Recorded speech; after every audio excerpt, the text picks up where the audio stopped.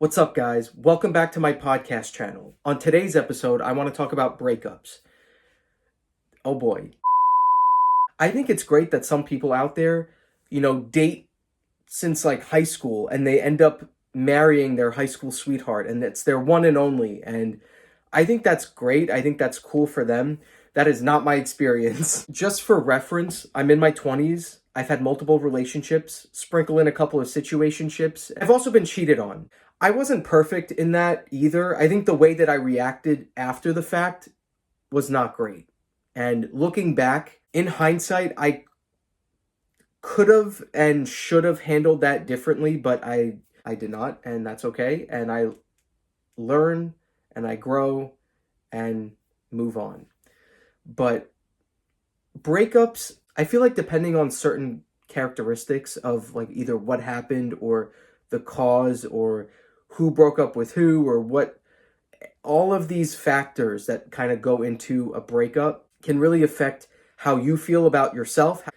So I think from personal experience, I think the first breakup was always, it wasn't even a breakup. I got cheated on. That was a very tough pill to swallow and not something that I really ever thought about prior to that happening. Like I said, the way I reacted after the fact was not great.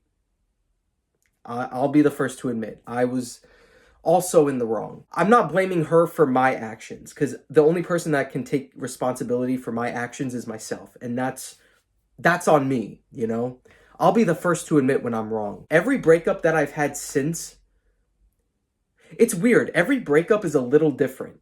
Even if it's under the same kind of circumstance or the same principle, I guess, if you will, every breakup has felt a little bit different, at least for me. Certain breakups, which I don't know if I'd even call them a breakup, with, let's say, a situationship or someone that you're seeing situationally, that's more of like a like a like a friends with benefits type of thing.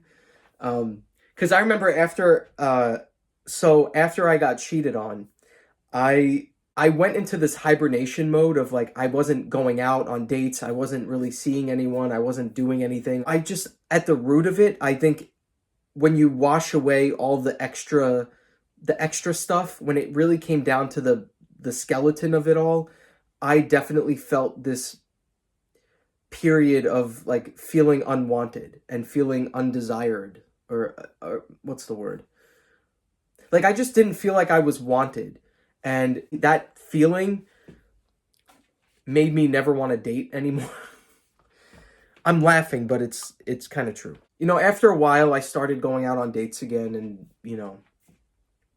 getting into other relationships. And then, this relationship ended for something else. And then this, there's so many different reasons why the different relationships that I've been in have ended. I've done the breaking up, but I've also been broken up with. Also, more recently, I was ghosted.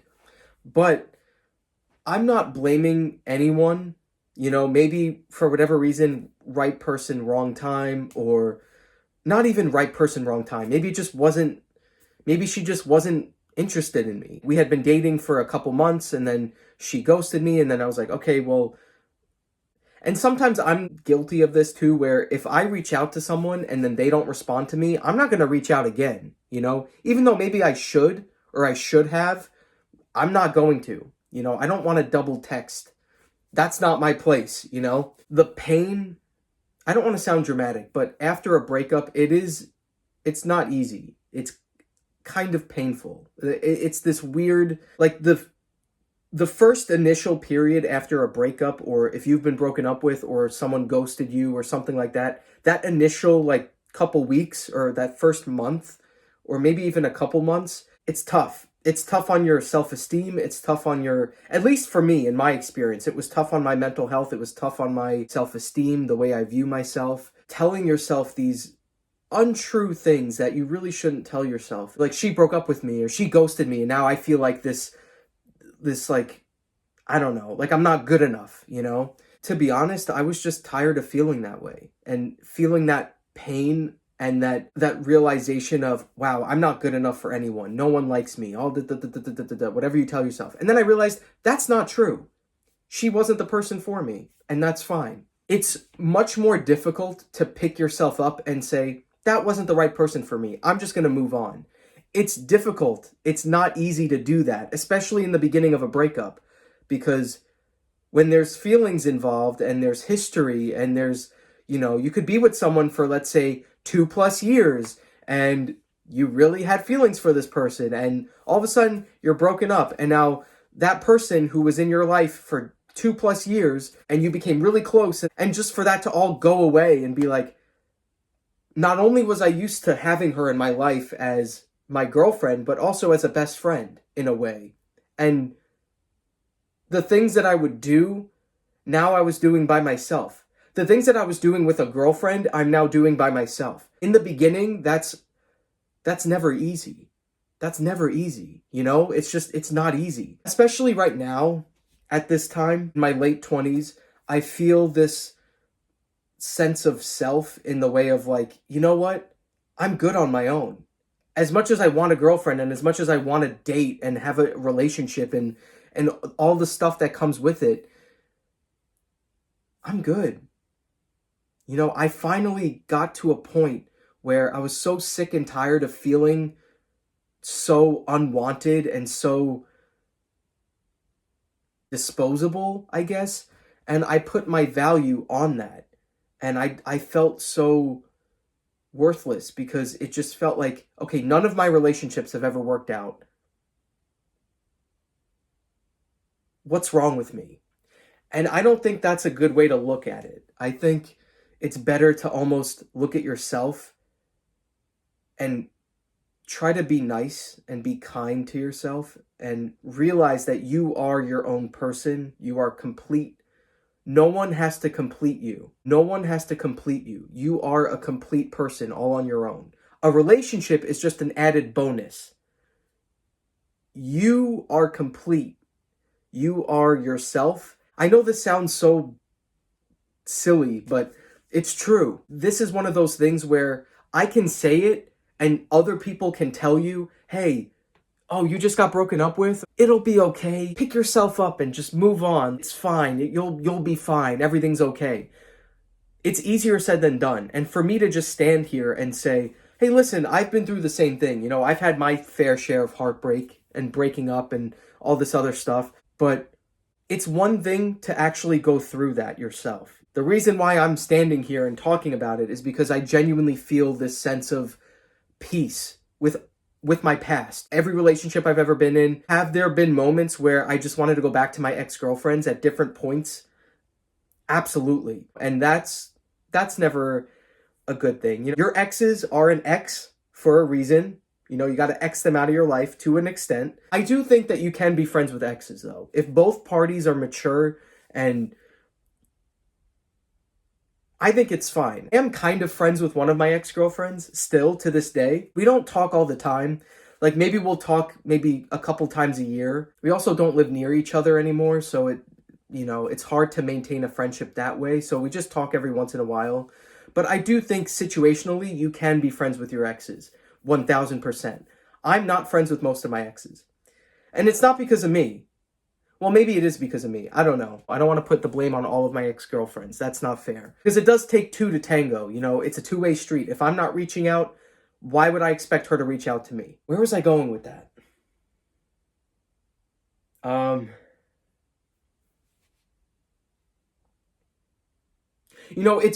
remember. So it's one thing for me to stand here and say, hey, are you struggling right now? Are you going through a breakup? Did you just break up with someone? Are you fresh out of a relationship?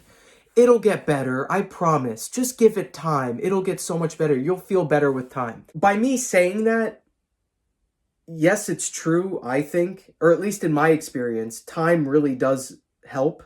The more time goes by, the more you become adjusted to the new normal of not having that person in your life romantically anymore. But unless you go through that yourself, and I don't know what that looks like for everyone, for me, I'm trying to form healthier habits like going to the gym and using that as a resource of dealing with heartbreak. Everyone handles it differently, I guess. It's one thing for me to just stand here and say, hey, it's going to get better. Just give it time. But unless you actually go through that yourself and find out what works for you and what doesn't work for you. Like for me, I found that going to the gym actually really helps me work through not great emotions. You know, if I'm ever feeling upset or angry or sad or just miserable for whatever reason, the gym has really become a place where I feel genuinely better, and it's productive because I'm working on my health essentially. So, but for you that might be different. I don't know. And I think the only person that can really figure that out is yourself. So how do you deal with a breakup? How have you dealt with that pain? Because I mean, I'm going to call it what it is. There is this like heartbreak pain, especially fresh out of a breakup, where the first month or the first couple months, it's rough. It's rough out there. So anyway, breakups are unfortunate or fortunate. If you're getting out of a toxic relationship, then it could be a really good thing. But for the most part, breakups can be a not so nice, not a fun experience. Even if you're the one that's doing the breaking up, it's still not great. It's tough, but really try to take care of yourself. And there's no right way to do that. There's really no right answer to be like how to take care of yourself after a breakup. You know, go to the gym, eat well, like, I don't know, just work on yourself. Everyone's situation is different. Everyone's needs and wants are all different. So I think the best thing you can do for yourself after a breakup is really try to figure out what works for you and not to listen to the outside noise, which I'm kind of contradicting myself because I technically am the outside noise that's telling you this right now through this video, but I think it's also important to not only listen to my advice, I'm just kidding, but really kind of tune out the outside noise of what your family and friends and you know, whoever's in your life, and really kind of talk to yourself in a way and figure out what's going to work for you. Like let's say for example, if you're in your apartment alone and normally you would be going out with your girlfriend and now you're alone and you're just sitting in your apartment and you feel this overwhelming sense of loneliness and pain and you know, because I've been there. It's very easy to kind of fall into the trap of just like ruminating in that and just like, you know, laying in bed and just staring at the ceiling with tears in your eyes and just feeling so just bad, just like sad and just like heartbroken. As painful as it is, try to get up and do something for yourself that you enjoy. There we go. That's the answer. Okay, there we go. That's what I was trying to get at. Whenever you're feeling upset or heartbroken and you're laying in bed and you feel like you can't even get out of bed, it's really good. It's not easy, but it's good to force yourself out of bed and do something for you, whether it's go on a walk outside. I used to drive a lot. I would just get in the car and drive with no destination. Sometimes I would just have to get in the car and drive, or I would just walk around where I lived and just walk. Listen to music, listen to a podcast, just really get your head out of that headspace. Again, it's important to feel that. Not saying that you have to run away from those emotions or that you have to run away from heartbreak. I don't think that's the solution. I think the best thing you can do for yourself is recognize that you're heartbroken, that you feel it, let yourself feel that, cry if you have to. The depression can really sink in, and then that makes it more difficult to like do anything. Like I remember I couldn't even get out of bed at some point. The thought of cooking myself a meal seemed so daunting that I just couldn't do it. The only thing I would do was microwave tacos or taquitos, like those frozen taquitos that you can just put in the microwave. I would just eat that. I mean, it's not the most nutritious, but so in one of my relationships, like way back in the day, I used to cook a lot with my girlfriend. That was like our thing. Like we loved cooking. We had taco nights. We did, like I would cook Italian food. I would just make so many things. Like we would cook together. And once we broke up, the thought of cooking made me so upset, so viscerally upset. And I couldn't get myself to cook myself a meal. The thought of putting pasta on the stove, you know, boiling water and putting pasta in the water to cook, I couldn't do it, which sounds so crazy. But I genuinely, at that time, I couldn't get myself to cook for myself, by myself, because I associated cooking and doing all that stuff with my girlfriend at that time, who is now my ex-girlfriend, it's important to do things for yourself. And even though, as painful as it is with the depression and everything that comes along with it, and not wanting to, not, or like feeling that you can't do certain things, like get out of bed in the morning, or like, or like even going to the gym sounds really daunting, or getting out of bed, or cooking yourself a meal, or even doing something as simple as like, I don't know, brushing your teeth or something like that, or taking a shower. That depressed, it's like you don't want to do anything. It's like I can't even get myself to go to the gym or cook myself a meal. That is such a horrible feeling, and it's important to recognize that feeling and say, hey, I'm feeling this way. I know what this is. I know why I'm feeling this way. I'm going to counteract that and really try to push through that, as painful as it is, and really do get stuff done for myself and take care of myself. Because at the end of the day, all you have is yourself. Truly. Again, a relationship is like a nice bonus. It's like the cherry on top of a sundae. But you yourself are the sundae. You are the completed sundae without the cherry on top. The relationship is that added bonus. I hope that made sense. So during a breakup or right after a breakup, it's going to suck. It's going to be painful. You're going to have that heartbreak sensation, that pain, even that depression that might come with it, of not wanting to take care of yourself, not wanting to do anything for yourself. In my example, I didn't even want to cook for myself. The thought of cooking spaghetti and putting pasta in a boiling water, like that, just, I couldn't do it. I just simply could not do it. After a while, I really tried to force myself, all right, I'm going to go to the gym today. I'm going to cook myself a meal. I'm going to take care of myself. And once you become used to doing that and you make that a habit, it does become much easier. And then eventually you get to a point where it's like, all right, I feel pretty good again. Like I feel back to myself. Like I'm cooking for myself again. I'm going to the gym more. It feels good. It genuinely feels good, especially when you're single, to take care of yourself, because that's your focus. You know, I'm not in a relationship where it's a distraction. I am focused on my well-being, and I'm going to put that first. So with all that being said, breakups are not great, but there will always be something else. There will always be better days ahead. You know, there's always going to be that light at the end of the tunnel. Even in those really, really dark moments when you feel like it's never going to get better, even if you really feel that that is the truth and that it's never going to get better and you're going to feel like this forever, I promise you. And again, it's different for everyone. So I can't give you a timeline of give yourself 3 weeks, give yourself 3 months, maybe give yourself a year, and then you'll feel better. It's different for everyone. But I promise you, if you really try and really try to work out of that and like really do stuff for yourself, like if Friday nights were your date nights where you'd go out with your significant other, take yourself somewhere. Take yourself out on a date. Take yourself to the gym. I promise you, it does get better. And really just do things that you like. Watch funny movies that you like. Like something that really helped me was that I used to watch a lot of funny movies. Watch a funny movie. Watch a funny show. Find YouTubers that you like to watch and just binge watch their videos for the time being. You know what I'm saying? Like, do things that will take your head out of it. You know what I mean? Like, take your brain, take your mind out of your breakup. Sometimes, at least in my experience, when you've just been broken up with, or if you've done the breaking up, or if you were ghosted, the only thing that's on your mind is that person, right? Like the person who broke up with you, or that person that ghosted you, or that person that you broke up with.